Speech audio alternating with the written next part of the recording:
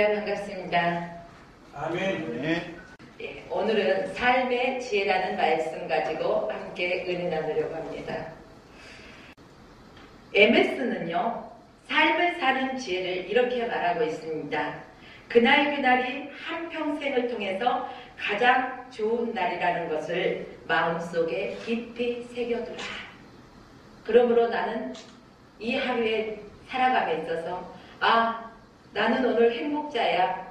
이스라엘이여 너는 행복자로다. 오늘 자기 이름을 부르면서 누구누구야 너는 행복자란다. 이렇게 말씀하세요. 그러므로 우리 하루하루를 살면서 그 삶 자체에서 우리는 지혜를 배워나가야 됩니다. 우리 주님도요 가르쳐 주셨어요. 무엇을 가르쳐 주셨습니까? 우리 주님처럼 세상에 살아가면서 힘들게 어렵게 살아가신 분이 없다는 것입니다. 그런데 우리는 조그만 어려움의 문제에 도달했을 때 왜 나만 이런 고난을 겪지? 왜 나만 이렇게 힘든 삶을 살아가지? 저 사람들은 바라봤을 때 뭐가 저렇게 잘 되는 걸까? 무엇 때문에 잘 되는 걸까? 이런 생각해 보지 않으셨어요? 그런데 우리 예수님을 한번 생각해 보세요. 예수님은요 가난했어요. 그리고 집도 없으셨죠. 여우도 굴이 있고 공중의 새도 거처할 곳이 있었다는 것입니다. 그러나 인자는 머리 들 곳이 없다고 성경에 기록되었습니다. 모아놓은 재산도 없습니다. 우리 같으면 이쯤 되면은 신세 한탄하지 않을까요? 그런데 예수님의 모습 속에서는 그것이 없었죠. 자, 게다가 예수님은요 주변에 적들이 많았어요. 예수님을 비방하고 또 예수님을 공격하고 예수님을 미워하고 수많은 사람들에게 둘러싸여 있었습니다. 반면에 예수님이 바라볼 때 나의 힘이 되어줄 사람들은 없었다는 것입니다. 여러분들은 인생을 살아가면서 내 주변에 어떤 사람이 많습니까? 힘이 되어줄 사람이 많이 있습니까? 아니면 예수님처럼 내 주변 역시 힘이 되어줄 사람이 없구나. 의지할 사람이 없네. 그렇다면 예수 그리스도가 답이구나. 아멘. 예수 그리스도만 바라보면 되겠구나. 아멘. 우리 주님도 그 길을 가셨는데 내가 왜 못 가겠는가? 주님은 나의 인생의 모델이잖아요. 아멘. 우리가 예수 믿는 것, 어떤 부귀영화를 누리기 위해서 예수 믿는 거 아니잖아요. 자, 예수님은요 이제 제자들을 뽑으셨어요. 그래서 3년 동안 잘 가르치셨죠. 그런데 이 제자들을 한번 바라보세요. 하나는 돈에 눈이 어두웠어요. 그래서 돈에 눈이 어두워서 수생을 유대인들에게 팔아 넘겼습니다. 이제 위기가 오자 다른 사람들은요 예수님을 모른다 하고 다 도망가 버렸습니다. 수제자인 베드로 자기가 보는 눈앞에 예수님이 보는 눈앞에서 3번씩이나 부인하잖아요. 그리고 사람들은 예수님을 조롱합니다. 그리고 십자가에 못 박습니다. 여러분들이 어떤 삶을 사시던 간에 지금 예수님과 같은 어려운 상황은 아니지 않습니까? 그러면은 여러분의 매 순간순간에서 감사하십시오. 아멘.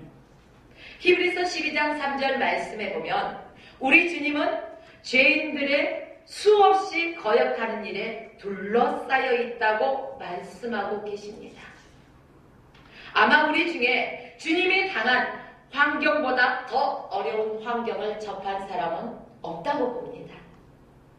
그러나 우리 주님은 내적인 모습을 상징하는 이러한 모습들을 보여주고 계십니다.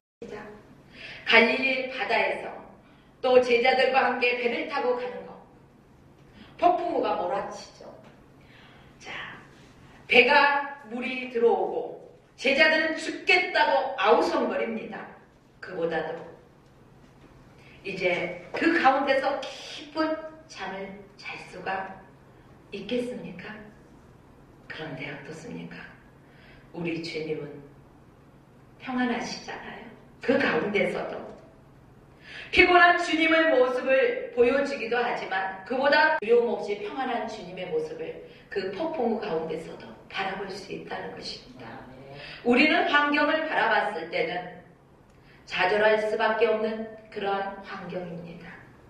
주저앉고 싶은 그러한 환경입니다. 그러나 어떤 상황 속에서도 흔들리지 않는 삶, 바로 우리 주님으로 인하여 우리는 참된 평안을 누리는 그러한 삶을 살아가야 할 것입니다. 아멘. 그가 우리 인간과는 전혀 다른 전능하신 하나님이시라는 것입니다. 그는 육신으로 있을 때 우리와 같이 한없이 연약한 인간의 모습을 지니셨습니다. 그리고 우리들과 같은 시험을 받으신 분이십니다.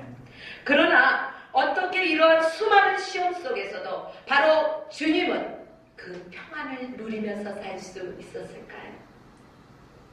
그 비결을 우리는 말씀에서 찾아보아야 한다는 것입니다. 오늘도 우리 주님은 우리에게 삶의 지혜를 가르쳐주고 계십니다. 우리의 오늘이 불행하고 어둡게 만드는 원인이 무엇입니까? 바로 염려가 우리의 삶을 불행하게 만드는 것입니다. 내일 일을 염려하지 말라. 그런데 염려하십니까? 안 하십니까? 대부분의 사람들은 염려로 가득 차 있습니다. 앞으로 생길 것 같은 그 느낌이에요. 내게 현실로 당한 상황도 아닌데 미리 땡겨와서 염려를 한다는 것입니다. 이러한 우리 모습 속에 우리 주님은 염려하지 말라 말씀하십니다. 아멘. 만일 우리의 삶에 대해서 이 염려라는 것만 제해버린다면 우리의 인생이 아마 해피할 것입니다. 아주 행복할 것입니다. 대부분 오늘 우울하게 하는 것 또한 우리의 염려로 인해서 우울한 삶을 살고 있습니다.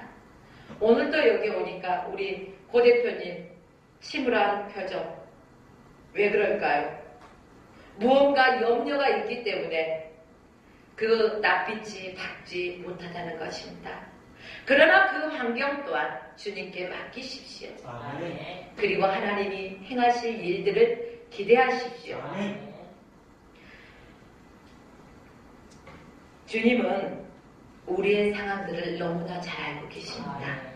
그래서 내일 일은 내일 염려할 것이요 한날 기쁨은 그날의 족하니라 이렇게 말씀하십니다. 내일의 일은 내일의 몫입니다. 그냥 내일까지 생각하지 마십시오. 그냥 오늘 주신 하루에 감사하십시오. 아멘. 오늘이 상관하고 짊어져야 하는 우리의 삶. 자, 내일의 문제를 내일에 맡길 수 있다면 오늘은 정말 행복해질 것입니다. 아멘. 복된 한 해를 맞이할 수 있을 것입니다. 대부분 사람들은 한 해가 별로 행복하지 않았어. 이렇게 말합니다. 왜 그럴까요? 하루하루가 행복하지 못한 사람은 한 해를 되돌아봐도 행복한 일이 별로 기억에 남지 않습니다. 그러나 내가 오늘 하루하루 매일매일의 삶이 행복하다면 1년의 삶을 10년의 삶을 되돌아본다 할지라도 행복한 자로다 말할 수 있습니다. 내일 당장 찾아올 문제들, 아니 몇 년 뒤에 찾아올 문제들, 그 문제들을 안고 수많은 사람들은 무거운 짐을 등에 지고 쓰러지는 그런 삶을 삽니다. 그러나 우리 주님은 말씀하십니다. 수고하고 무거운 짐진 자들아 다 내게로 오라. 내가 너희를 쉬게 하리라. 우리의 인생에서 주님 없는 삶을 살아간다면 우리는 이렇게 염려하는 삶이 될 수밖에 없지만 우리의 인생 가운데 예수 그리스도가 계시기에 성령 하나님이 나와 함께 하시기에 그분만 믿고 의지한다면 우리의 삶은 염려할 것이 없다는 것입니다. 우리 주님이 폭풍 가운데서도 평안하셨듯이 저와 여러분의 삶 가운데 이러한 평안이 넘치시길 주의 이름으로 축복합니다. 또한 염려는 왜 하지 말라고 할까요? 아무 유익이 없는 무익성이라는 것입니다. 우리에게 유익을 준다면 당연히 염려해야 되겠죠. 그러나 무익하다는 것입니다. 너희 중에 누가 염려함으로 키를 한 자나 더하게 할 수 있느냐? 우리가 염려하는 것들은요, 대부분 우리가 해결할 수 없는 일들을 가지고 염려하고 있다는 것입니다. 자, 걱정은 도리어 내 마음에 무엇을 만듭니까? 병을 만들어요. 나의 근심이 나의 심령을 상하게 하잖아요. 나의 뼈를 상하게 하잖아요. 우리는 아무리 염려해도 그 문제를 해결할 수 없는 무능한 자임을 인정하십시오. 그리고 아버지 앞에 맡기시고 평안한 삶을 누리십시오. 또 염려하지 말아야 될 이유는 하나님이 우리의 아버지라는 사실입니다. 하나님이 어떤 분이십니까? 전지전능하신 분입니다. 못하실 것이 전혀 없으신 분입니다. 그 하나님이 바로 저와 여러분의 하나님이시라는 것입니다. 그러므로 저와 여러분 무엇을 염려하겠습니까? 염려하지 마십시오. 하나님은 우리를 돌보시는 참 아버지십니다. 우리는 그분의 자녀라는 것입니다. 그는 우리를 택하시고 낳으시고 우리를 키우시고 우리를 인도하시는 분이십니다. 우리가 우리의 인생을 염려하기 전에 먼저 하나님이 우리의 인생을 책임지고 계신다는 것, 그것을 기억하십시오. 공중에 나는 새를 보라. 심지도 않고 거두지도 않는데 하나님이 다 먹이시고 입히시잖아요. 그런데 하물며 너희일까? 바로 하나님이 책임지신다는 것입니다. 그분은 전능하십니다. 그분은 세상을 만드시고 세상을 심판하시는 그런 분이십니다. 어둠에서 빛을 창조하신 분이십니다. 물이 변해서 묻이 변해서 땅이 되게 하시고 죽은 자를 살리신 분이십니다. 그 능력의 하나님이 오늘도 저와 여러분들과 함께 하신다는 사실 기억하십시오. 바로 내일을 염려하지 말아야 된다는 것이 여기에 해답이 있다는 것입니다. 우리 인생에 무익하기 때문에 또 하나님이 우리의 아버지시기 때문에 저와 여러분이 염려할 필요도 없다는 사실입니다. 내일을 스스로 어떻게 할 수 없으면서 수많은 생각을 하면서 자신이 어떻게 해보려는 것, 인간의 생각으로 수단과 방법을 가리지 않고 다 동원하잖아요. 내 인맥을 최대한 발휘하잖아요. 이 어려운 문제 상황 속에서 가장 나에게 지금 필요한 사람이 누군가? 누가 나에게 이 문제의 해결자일까? 누가 나에게 도움을 줄 수 있는 가장 적합한 사람일까? 여러분, 먼저 그것부터 바라보지 않습니까? 저도 때로는 그렇습니다. 그런데요, 이 사람의 생각으로 사람의 도움을 받으려는 이 생각 자체가요, 하나님을 무시하는 행위라는 것입니다. 하나님을 의지하지 않기 때문에 사람을 바라본다는 사실입니다. 얼마나 교만한 삶입니까? 우리 하나님은 교만한 자를 싫어하십니다. 교만은 패망의 선봉입니다. 그렇습니다. 저와 여러분이 하나님을 믿고 하나님을 신뢰한다고 머리로는 알고 있어요. 또한 입술로도 고백해요. 그러나 우리의 손과 발은 어떻습니까? 우리의 마음은 어떻습니까? 먼저 세상적인 방법으로 해결하기 위해서 안간힘을 쓰는 게 우리 보통 사람의 모습이라는 것입니다. 그러면서도 하나님 앞에서 부끄러움 없는 듯 얼마나 당당한 삶을 살아가고 있습니까? 하나님의 간절에서 바라볼 때 얼마나 안타깝겠습니까? 그렇습니다. 우리 앞에 어떤 상황의 문제들이 사람을 의지하지 마십시오. 주변 환경을 바라보지 마십시오. 나의 하나님, 그분만 의지하십시오. 그분만이 해결자이십니다. 그렇습니다. 우리들의 눈앞에 당장의 문제를 바꿀 수 있는 힘, 바로 우리 주님이라는 사실. 바로 전능하신 나의 하나님 아버지를 고백하십시오. 겸손하게 그분 앞에 모든 것을 내려놓으십시오. 그리고 그분 앞에 맡기십시오. 나를 위해서 그분이 친히 일하시겠다는 것입니다.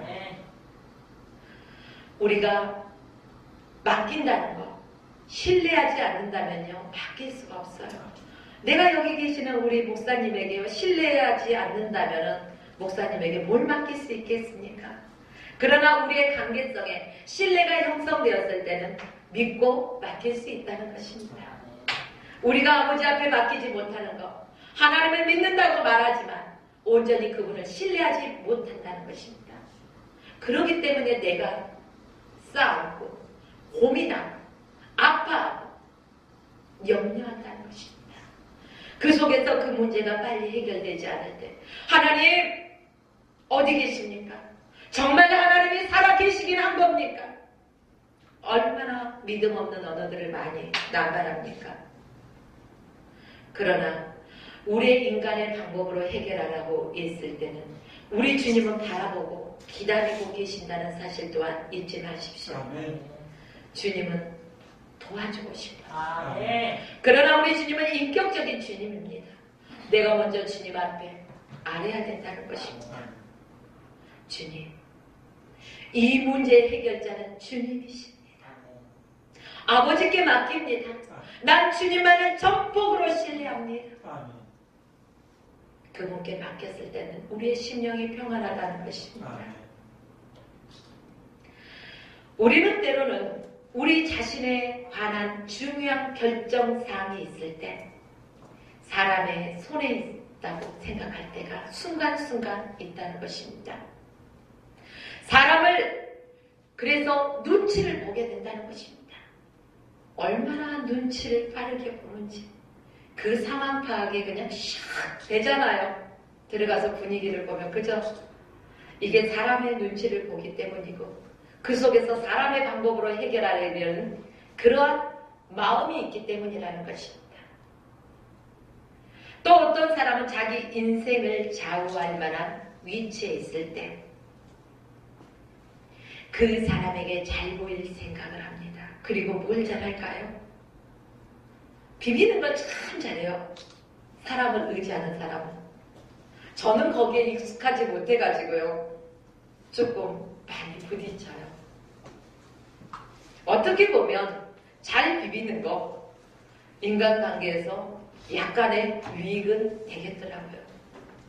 그러나 우리 하나님을 바라보실 때는 어떨까? 다시 한번 우리의 상태를 한번 재확인했으면 좋겠습니다.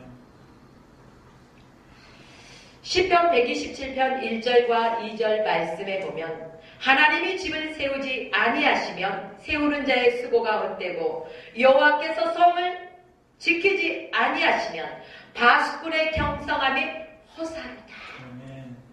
인간이 아무리 창대한 계획을 세울지라도 거기에 하나님이 함께하지 않으시면 헛된 일이라는 것입니다. 일을 이루고 이루지 못하는 것이 사람의 손에 달려있지 않다는 것입니다. 하나님의 손에 달렸다는 것입니다.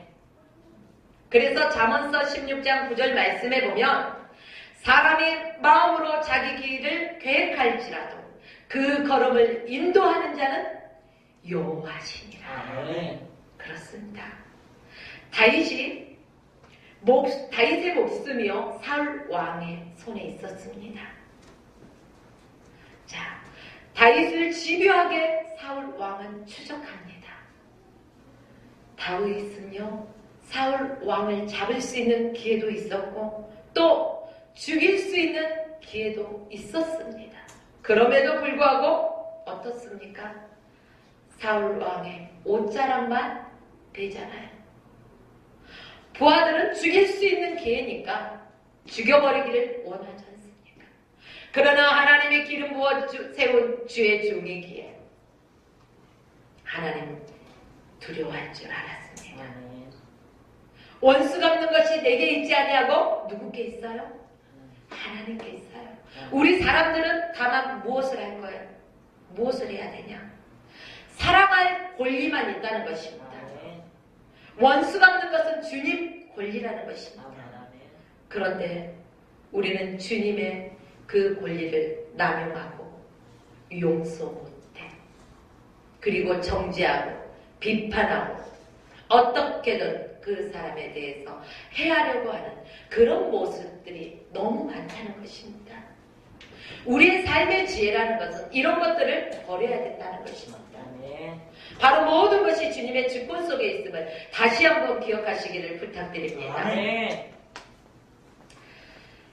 사울 평상에 그렇게 길을 쓰고 정작 다윗을 없애려고 했는데 어떻습니까? 결론은 그가 하고자 한 일을 이룰 수가 없었습니다. 왜 그럴까요? 하나님이 허락하지 않았기 때문이라는 것입니다. 왕이기 때문에 어떻게 보면은요, 모든 걸 할 수 있다. 이렇게 생각하실 것입니다.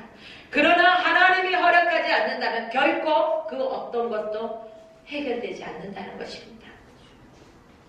사무엘상 23장 14절 말씀에 보면 하나님이 다윗을 사울의 손에 붙이지 아니하십니다. 그러므로 우리의 되어져가는 삶의 과정들을 바라보면 하나님이 간섭하고 계신다는 것을 알아야 됩니다. 그래야만이 우리 인간적인 방법으로 해결하려고 힘쓰지 않는다는 것입니다. 이러기 위해서는 어떻게 해야 되나요? 기도보다 앞서는 행동은 하지 말아야 된다는 것입니다. 기도보다 앞서 말을 하지 말아야 된다는 것입니다. 기도보다 어떤 결정이 앞서서는 안 된다는 것입니다. 철저하게 먼저 주님 앞에 무릎을 꿇고 하나님께 아뢰고 그 뜻을 기다리십시오. 기도 우리는 어떻습니까? 내가 하고 싶은 말들만 하나님 앞에 아뢰고 예수님 이름으로 기도드렸습니다. 아멘. 믿습니다. 가버리잖아요. 아버지께서 말씀을 하려고 하면 우리는 들을 준비가 안 돼 있다는 것입니다. 하늘에요. 자, 전하는 발신자와 수신자가 있습니다. 자, 발신자가 전화를 해서요, 하고 싶은 말만 하고 끊어버려요. 그러면 수신자의 기분은 어떨까요? 무슨 말을 해야 되는데 이미 하려고 할 때 상대방은 벌써 전화 끊어버리는 경향 있잖아요. 참 기본이 안 됐구나. 그렇죠? 하나님 앞에서 기본이 안 된 삶을 살고 있는 게 인간의 모습이라는 거예요. 그러면서 왜 이렇게 응답이 더디냐고. 우리는 기도할 때요, 들을 수 있는 준비가 먼저 되어야 된다는 것입니다. 아버지, 말씀하소서. 내가 듣겠나이다. 그리고 들을 수 있는 시간을 가지십시오. 뭐가 그렇게 급하십니까?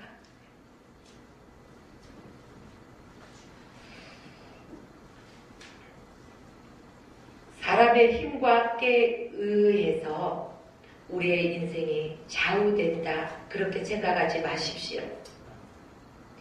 사람의 생각에 의해서 우리의 삶이 결정된다면 우리 안에 평안이 없습니다. 늘 근심과 걱정과 염려, 그것뿐이라는 것입니다.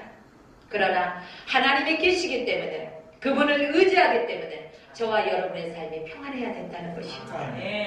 우리 주님의 우리의 오른손을 붙드신다는 것입니다. 우리의 주님의 능력의 오른손으로 우리의 손을 붙들고 우리와 함께 하시기, 우리는 주님의 뜻 안에서 형통한 삶을 살아갈 수 있습니다. 복된 자의 삶을 살아갈 수가 있습니다. 만일 하나님이 우리를 위안하시면 누가 우리를 대적하리요? 로마서 8장 31절 말씀에 이렇게 기록되었습니다. 하나님이 우리를 위하시는데 그 누가 우리를 대적하겠습니까? 다윗이 하나님을 철저하게 의지했습니다. 그랬더니 죽이려고 아무리 애를 쓴 사울, 그를 대적하지 못하지 않습니까? 바로 하나님의 능력의 손에 붙들린 자의 삶이 이렇다는 것입니다. 그러므로 하나님께서 열면 닫을 자가 없다는 것입니다. 하나님께서 닫으면 반대로 열 자도 없다는 것입니다. 우리의 인생을 하나님이 열어가셔야 된다는 것입니다. 하나님의 손에 의탁하십시오. 그분의 평강 속에서 모든 문제들이 해결되어지길 주의 이름으로 축원합니다. 오늘 살아가는 우리의 삶, 먼저 그 나라와 의를 구하는 것이 하나님의 자녀된 백성의 기본이라는 것입니다. 여러분은 하나님 앞에 무릎 꿇을 때 무엇을 가장 먼저 구하십니까? 오늘 말씀해 보니까 너희는 먼저 그 나라와 의를 위하여 구하라는 것입니다. 그러면 여러분들의 삶 속에서 아버지의 나라와 아버지의 의를 위해서, 아버지의 뜻대로 행하기를 위해서 구하십니까? 아니면 내 육적인 삶을 위해서 먼저 구하십니까? 우리가 하나님의 나라와 의를 위해서 먼저 구할 때 하나님께서는 우리의 필요한 모든 것들을 책임지십니다. 또한 풍성케 하십니다. 하나님은 쪼잔한 하나님이 아니라는 거예요. 조금 주시는 게 아니에요. 차고 넘치도록 풍성하게 후히 안겨주시는 하나님이십니다. 먼저 하나님의 영광을 구하십시오. 하나님의 뜻을 생각하십시오. 그리고 하나님의 일을 염려하십시오. 하나님이 어떻게 오늘도 행하실까? 그 일을 기대하십시오. 이것이 우리가 하루하루 살아가는 우리의 삶의 지혜라는 것입니다. 이것이 매우 중요하다는 것입니다. 그러나 나의 당한 문제 이전에 우리가 먼저 주님을 생각한다는 것, 말처럼 쉬운 일은 아닙니다. 그러나 우리 스스로를 늘 우리가 주님 앞에 비추는 삶을 살아야 됩니다. 여기도 보니까 거울이 있네요. 뒤에 거울의 기능이 무엇입니까? 자기를 비춰볼 수 있습니다. 내 모습이 어떠한 모습인가, 어디에 깜장이 묻어있지 않는가, 그것을 바라본다는 것입니다. 묻어있으면 묻어있네? 그리고 그냥 나갈 사람이 있을까요? 옷이 이 부분이 잘못됐네? 옷 매무새가 그대로 나갈까요? 그 앞에서 다 단정하게 고치잖아요. 지저분한 거 닦으잖아요. 하나님 앞에서 우리가 이렇게 비추어 보아야 된다는 것입니다. 누구를? 우리 자신을 비추어 보아야 된다는 것입니다. 그래서 하나님 앞에 비추어 봤을 때 내게 잘못된 부분들을 날마다 재정비해야 된다는 것입니다.